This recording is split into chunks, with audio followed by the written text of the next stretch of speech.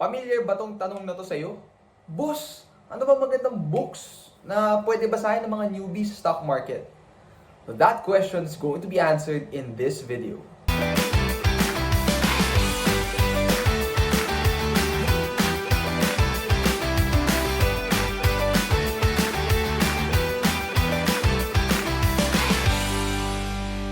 So guys, alam ko maraming tao sa community ngayon nagtatanong ng mga book recommendations. Before I go to that, I just want to remind everyone to like and comment down below in this video and subscribe to our YouTube channel. And don't forget to click the bell button. It will really mean a lot to us as you want to continue to impact the lives of millions of Filipinos and reach more people. Hopefully maka-impact kami sa'yo. Diba? So now, without further ado, ano ba yung top 4 books na marirecommend ko para sa mga newbies?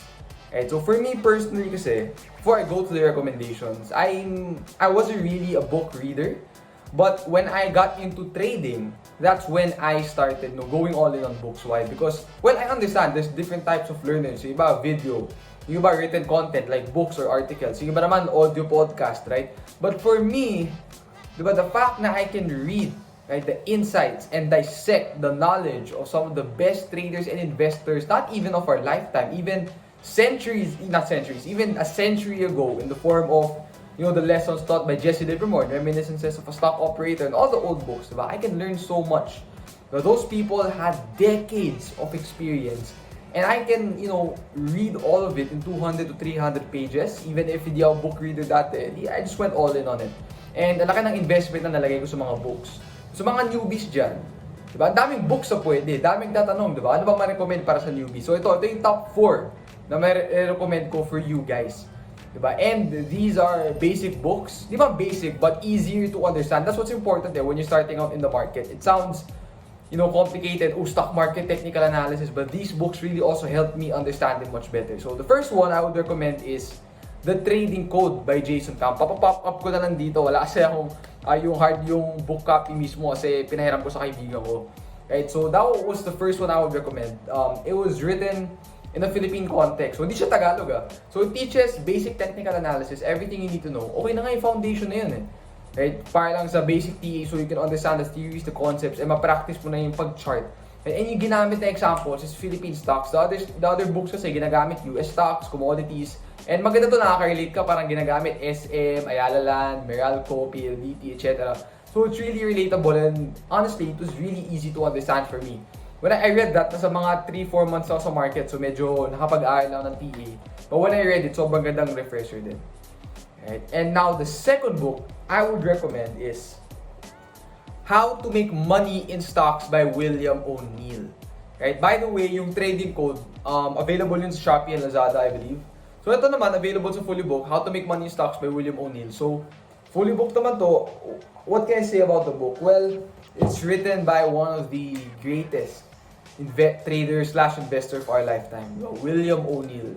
I mean, he teaches a strategy that anyone can understand. But it's called CAN-SLIM. So it's an acronym. Parang you see current earnings, tapos A, annual earnings, something. Tapos yun, may meaning yung buong CAN-SLIM, and that's the whole strategy. And he focuses on market leaders. He focuses on, siyempre example, US stocks, but he focuses on basically market leaders.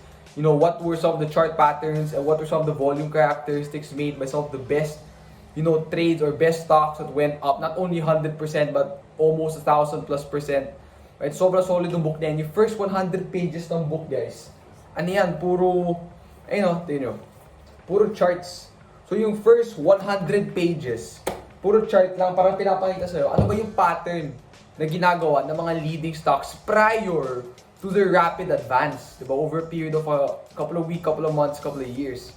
Diba? So it's a really solid book. Something that everyone, diba, needs to read. If you've been in the market for maybe a year or more, you haven't read it, you have to read it. Sobrang solid. But next one I would recommend is Trade Like a Stock Market Wizard by Mark Minervini. So bakit maganda tong book na to? Again, available to sa fully book.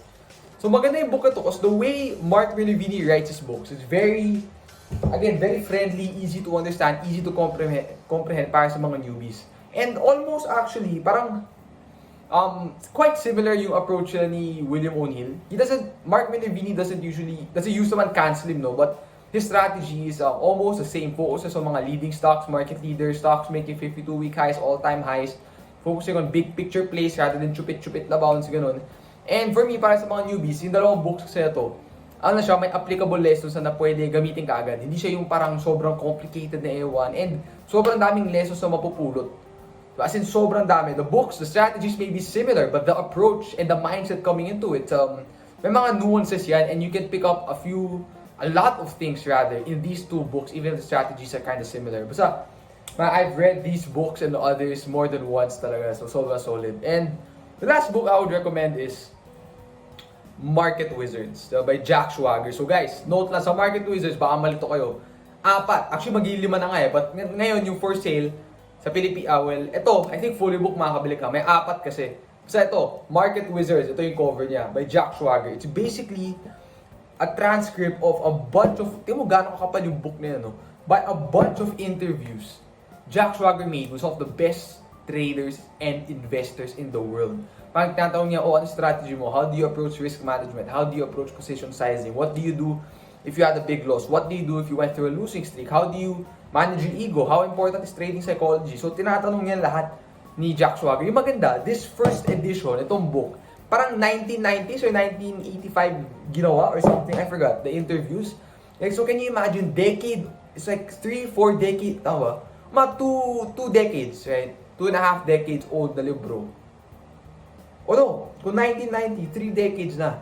But the lessons are timeless. Yun yung maganda sa mga books na to eh. Right? Even if they're old, especially itong How to Make Money in Stocks, luma na yan.